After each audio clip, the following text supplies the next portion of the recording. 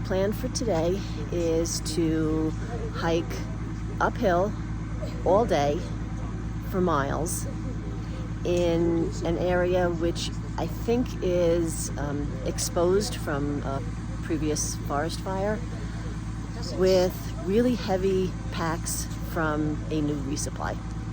Sounds fun, right?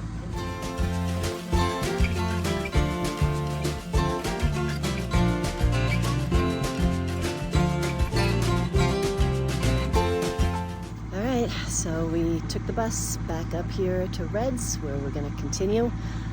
We almost missed the bus because the place where it dropped off yesterday and picked us up this morning was across the street from one another, and we didn't know that until somebody said, no, you have to go across the street. And we ran like lunatics to catch the bus and just made it as he was pulling away.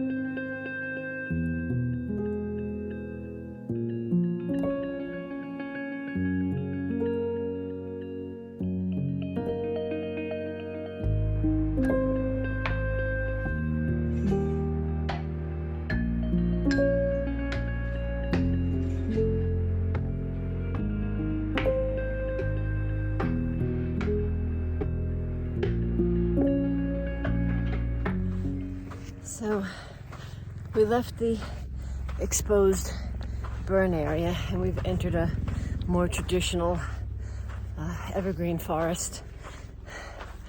But we're still going uphill. It's not the steep, gruesome climb out of Lyle Canyon up toward Donahue Pass. It's more like continual switchbacks. But it's still continuously uphill. But there are a lot of great views out over the valley and the mountains in the distance. And if I don't quit stopping to take pictures, I'm never going to get anywhere.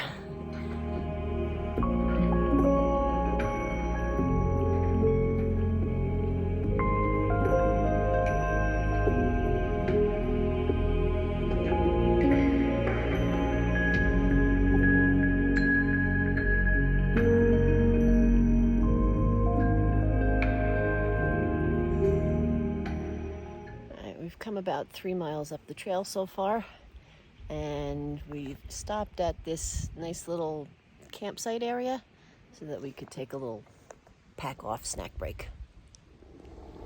So this Red Cones campsite area is very lovely. There's a stream right there.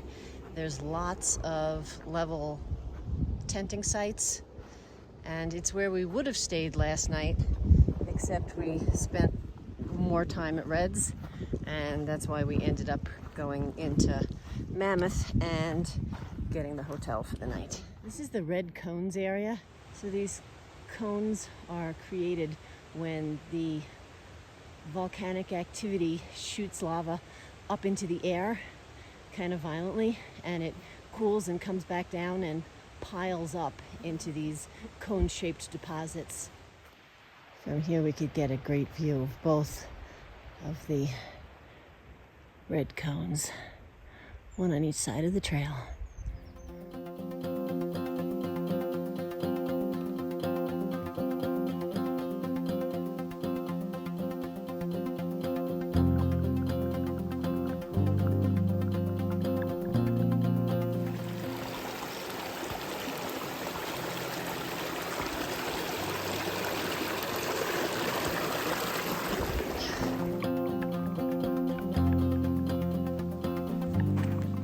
So this trail also gets used as a horse trail, I guess, for the horses going out of Red's Meadow.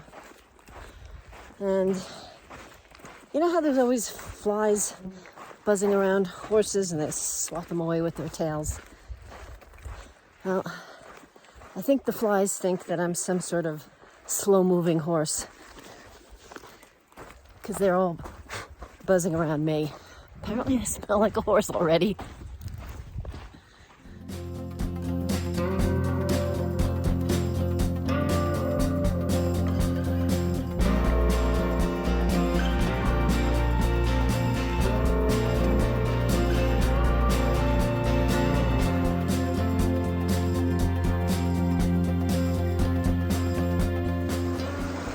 So, according to the map, this creek is the last place where we could fill up on water for the next 5 miles.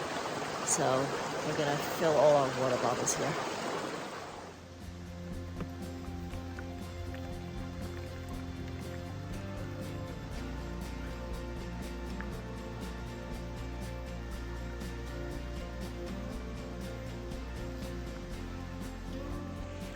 I've gotten a lot of comments about my gators, so I thought I'd show them off. So they keep the dust and stones and things like that out of my shoes. And I think the reason why they're getting so much attention is because of the bright colors, and I love the bright colors. But if you look at the pattern, you can also see there's like X's and O's, which just remind me of my family, that I miss my family. By the way, we are still climbing.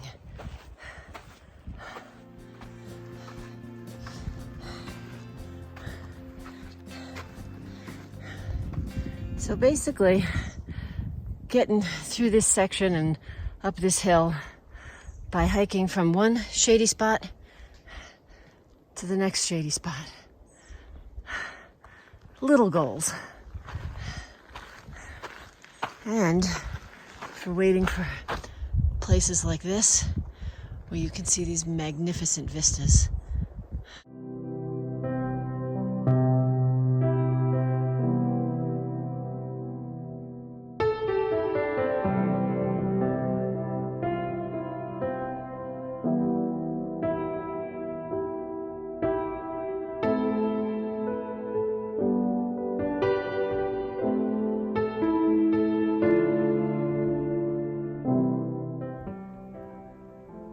A sudden, that climb is worth it.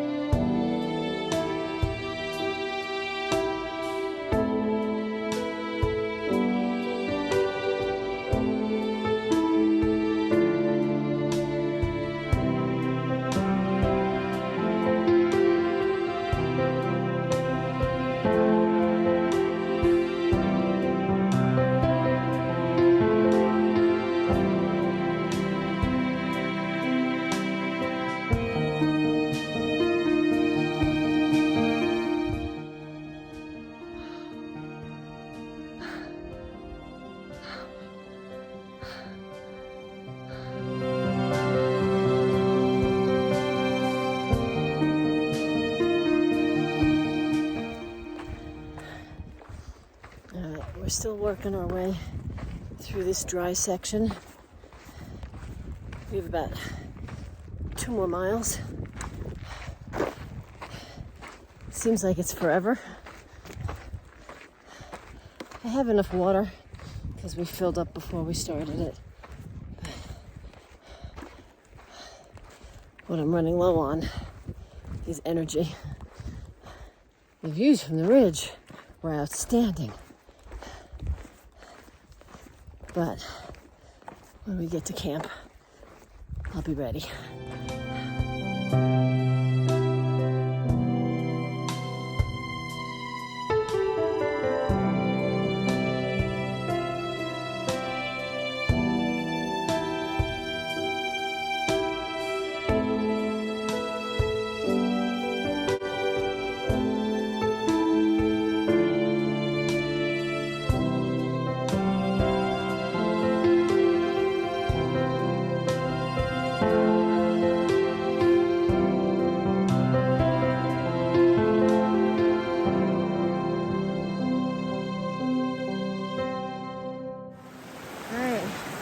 We made it to water. Now, we just have to find some camping sites.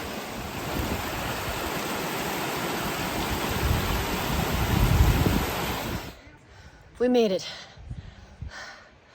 We are both exhausted. Well, I guess I'll speak for myself. But it's a nice spot. We just have to sit for a minute before we can set up tents and get water. We need a minute to recuperate. This is our campsite for the night. We're just up from the creek.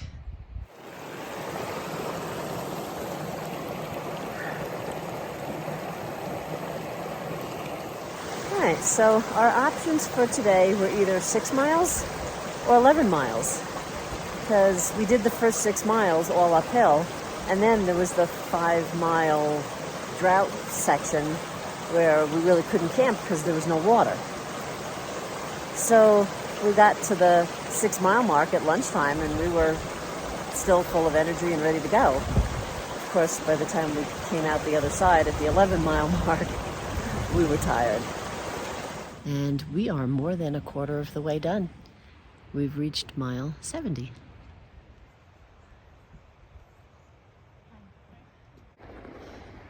It's a beautiful morning. So we leave camp this morning, and the first thing is a nice steep climb.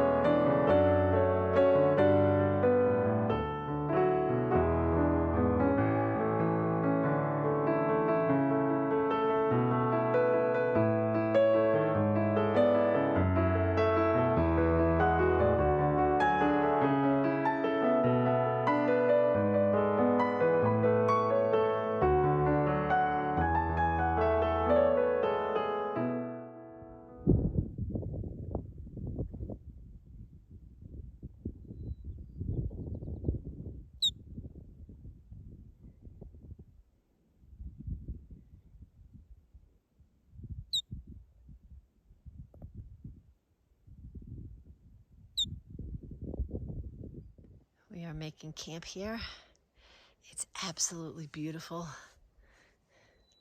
This is our little campsite. It's mid-afternoon. We still have time to take a swim. Today was a slightly shorter day after yesterday's longer day, and I couldn't imagine a more beautiful place.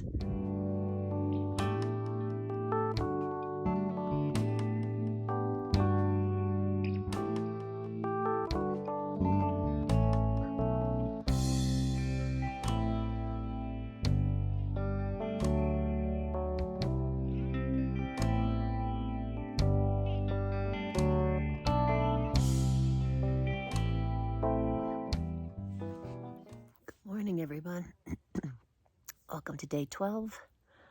We're having breakfast and breaking camp, and our goal for the day is to get up and over Silver Pass.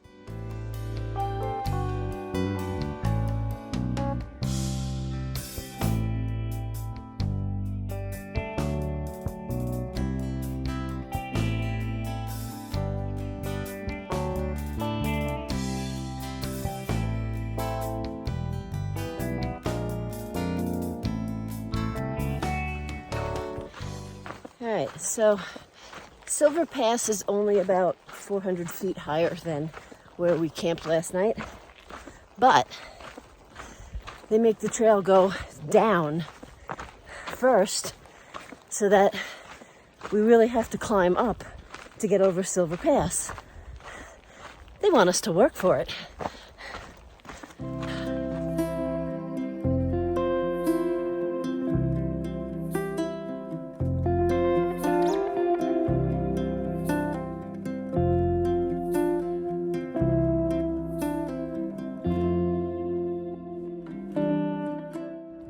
Trail down there.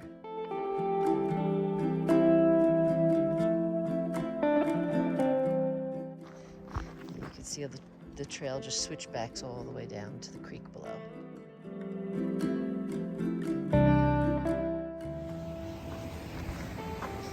This is Fish Creek, and the trail has been following the creek. It's really pretty, but every time I stop to take a picture, the mosquitoes descend. So I'm gonna keep moving.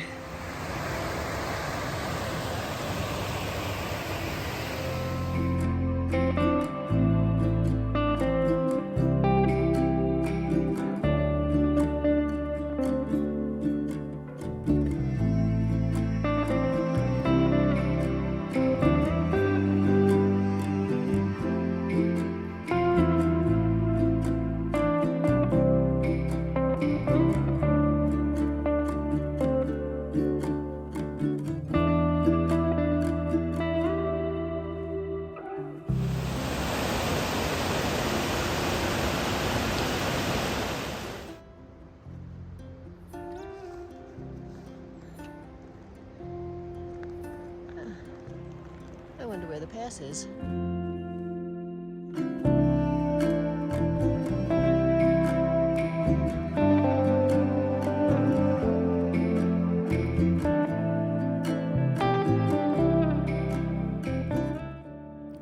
Snack break with a view.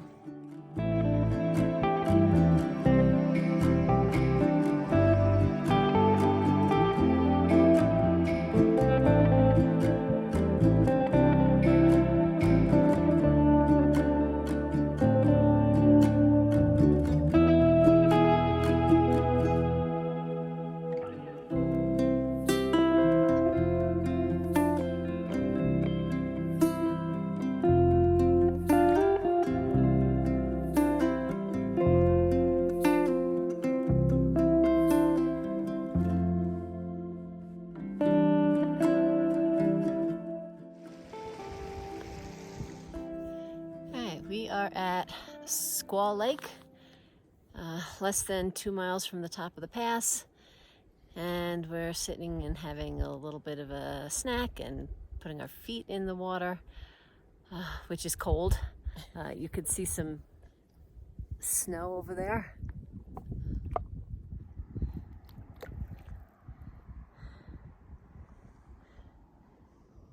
Very pretty little glacial lake. Squaw Lake. Okay, we're going up, up, up to the top of the pass.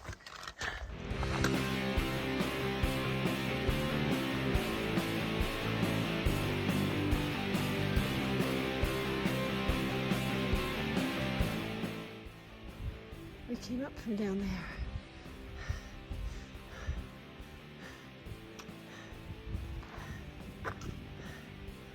Going that way, I guess.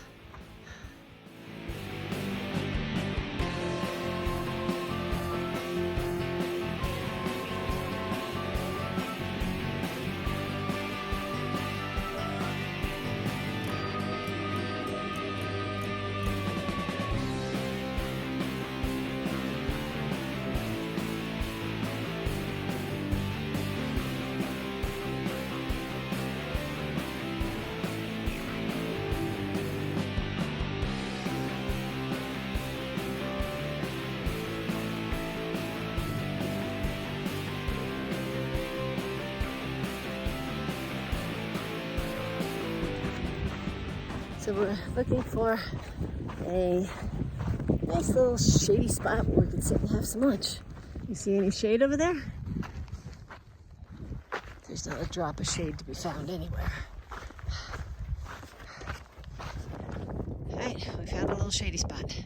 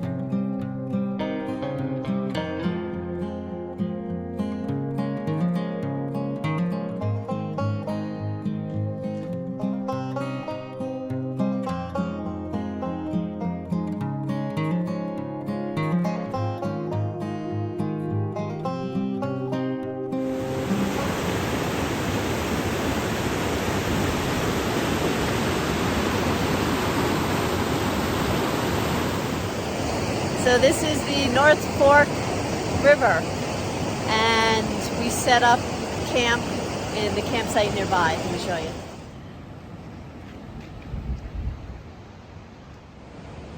It's about 6:30, and we did over 13 miles today, including Silver Pass. It was a big day. Good morning. Welcome to day 13. Which officially makes this my longest backpacking trip ever. After a lot of indecision, we've decided to head into VVR today. It's not a necessary stop on our itinerary, but people up and down the trail have been suggesting that we stop there, so we're going to do that. I'm looking at the sky, and it looks a little different this morning. It looks very hazy and misty. I'm not sure if that's an effect of the weather or just the fact that we're down in the valley by a river and maybe it's just a little hazy and foggy down here. So we'll see.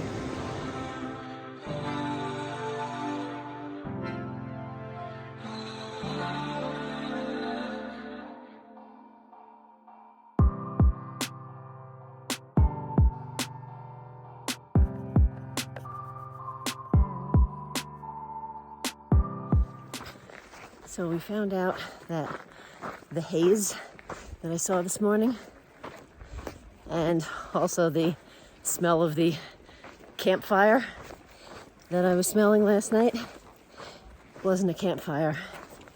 There's another wildfire that started somewhere southwest of us. So it's good that we're heading into VVR in order to try and get some more information about that.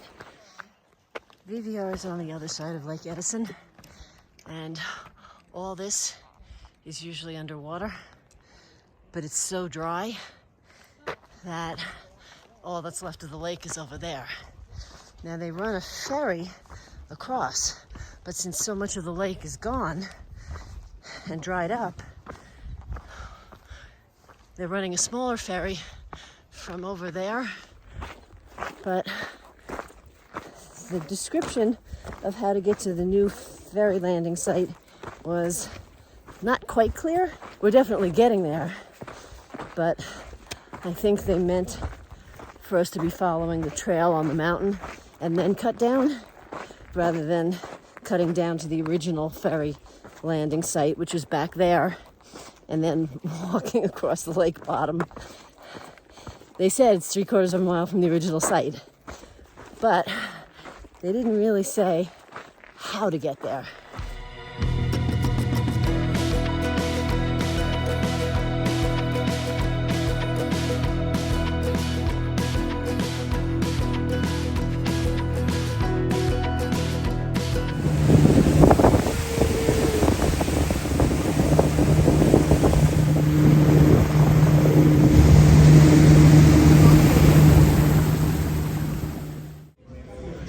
So we got here just in time for breakfast, and I ordered a breakfast burrito. And what did you get? The pancake breakfast. Lots of food. Pancake breakfast. We got a yurt for the night.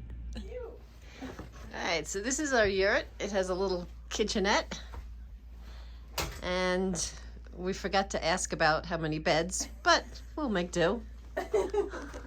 This is adorable. Mm-hmm. We are doing laundry, and I have my fancy water clothes. So, who's the cornhole champion? You are. That's right.